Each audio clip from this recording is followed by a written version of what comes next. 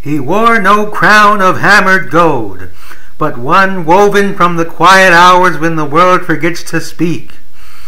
His throne was carved from choices made, from promises kept when no one watched, from the weight of nights when kingdoms trembled and he stood alone with his breath. He ruled not by decree, but by the gravity of presence, a calm that bent chaos into orbit, a voice that turned storms into counsel. In his halls, torches burned with patient flame, each one lit for a dreamer who had not yet learned their own name.